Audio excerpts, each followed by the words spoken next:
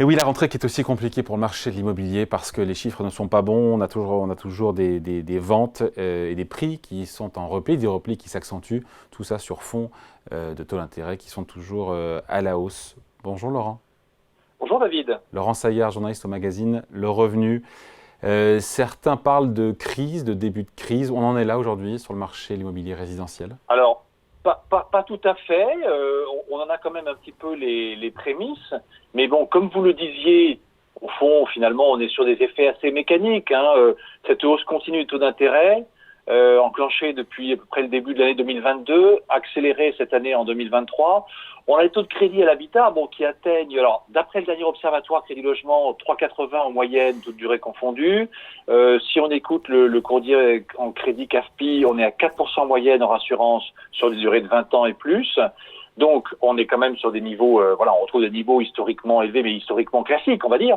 Et surtout, il y a un autre indicateur, c'est que la Banque de France nous a dit que, alors qu'on savait que depuis le début de l'année, on avait un rythme de production de crédit qui était à moins 40%, que ça s'est accéléré sur les 2 derniers mois, et on est plutôt à moins 45 en rythme annuel, et on serait tombé à 12 milliards d'euros en juillet.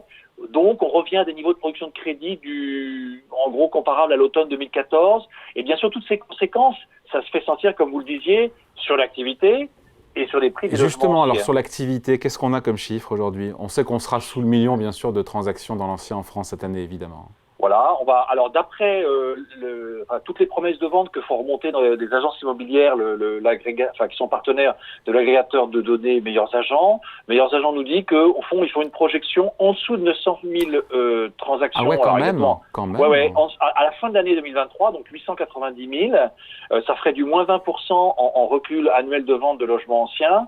Et ils vont un peu plus loin, ils s'engagent, ils disent septembre 2024, dans un an on serait plutôt même à 800 000. Alors c'est vrai qu'on a connu un rythme historiquement 1,2 élevé. On million, était je quand crois, même le plus haut était 1,2 million, non? 1,2 Transactions. million. On était encore toujours sur le million, on va dire, en fait, en mai 2022, et puis même encore dans cet ordre de grandeur, en mai 2023. Et simplement, l'indicateur, lui, il baisse effectivement depuis à peu près mai 2022. Alors, tout ça, c'est quand même des raisonnements assez classiques que vous connaissez bien et dont on parle beaucoup sur votre plateau, David. On a une baisse du niveau des crédits accordés aux ménages. Forcément, il y a une baisse de la demande pour l'achat de biens immobiliers. Et puis, conséquence, on a une baisse du nombre de transactions immobilières réalisées. Voilà, simplement, là, les chiffres commencent enfin à parler et à s'accentuer. Donc, moi, je ne parlerai pas de crise, mais disons que là, on a Alors, sur les un vrai changement transactions, de tendance. pardon Laurent, sur les transactions, plus de 20% de baisse, c'est que ça ne va pas. Je pense qu'on ne peut pas être crise, en tout cas sur les transactions. Sur les prix, c'est vrai que l'effet sur les prix se fait pas vraiment ressentir pour le moment. Il peut y avoir une panne sur les transactions. Sur les prix, effectivement, l'an dernier, on avait une pénurie de biens. Alors, du coup, ça alimentait en fait la dynamique du marché. Là, le renversement de tendance, on le sent vraiment parce que le stock de logements anciens, il augmente vraiment. D'après les indices de Meilleurs Agents, on serait à moins 42% en moyenne. Alors eux, ils prennent 18 mois. Si on compare à janvier Attendez, 2022. pardon, qu'est-ce qui est à moins 42 que je comprenne? Alors, le stock de logements anciens. Ok. Donc ça veut bien dire qu'il y a moins de biens à vendre sur le marché. Et comme on a un nombre d'acquéreurs qui est en diminution, ça veut dire que les biens à la vente, soit ils restent longtemps sur le marché, soit le vendeur les retire, soit le vendeur consent une baisse de prix. Donc c'est pas forcément une mauvaise nouvelle pour les acheteurs, parce qu'ils retrouvent du coup un pouvoir de négociation. Alors pour répondre vraiment à votre question, c'est vrai que les notaires nous disent, pour la première fois depuis 7 ans, c'est-à-dire depuis 2016, on a au niveau national une baisse généralisée des prix, c'est-à-dire un renversement de tendance pour la première fois. Alors ils ont même accentué leur estimation, on parlait de moins 0,4, moins 0,5, là, jeudi matin, ils disent moins 0,8 sur un an en moyenne annuelle.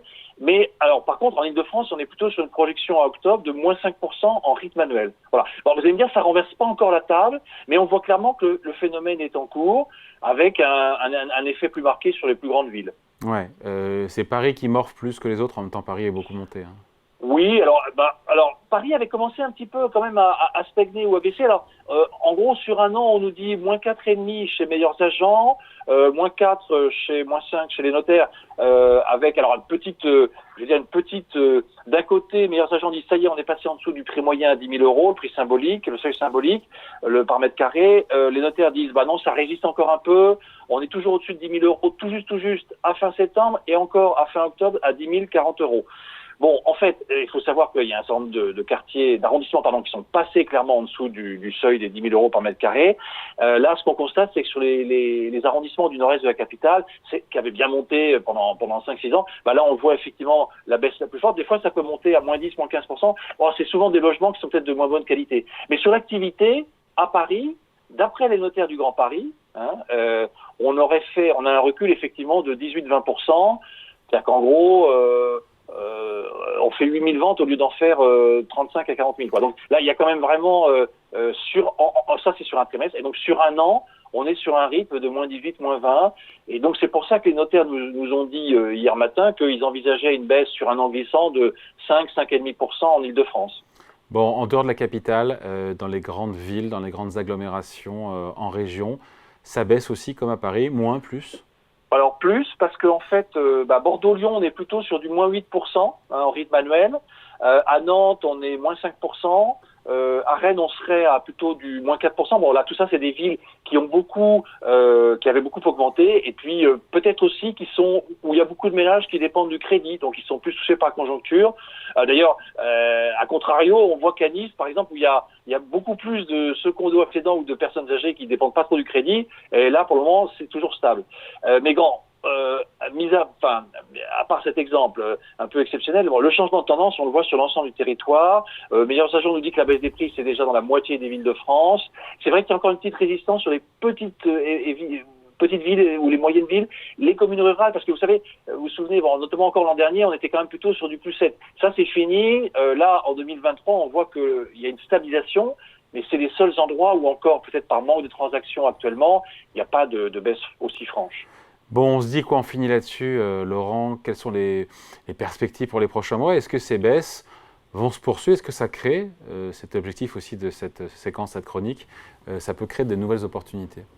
Oui, je crois, parce que on est sur une tendance de baisse qu'on nous dit être à du moins 4, moins 5%, on va dire pour le moment sur en rythme annuel. Alors c'est vrai que mais on sort d'une période haussière depuis 2016, avec des hausses quand même phénoménales. Bon, donc on sort des excès finalement. On sort de ce cadre, entièrement soutenu artificiellement par la politique non conventionnelle des banques centrales et des taux d'intérêt proches de zéro.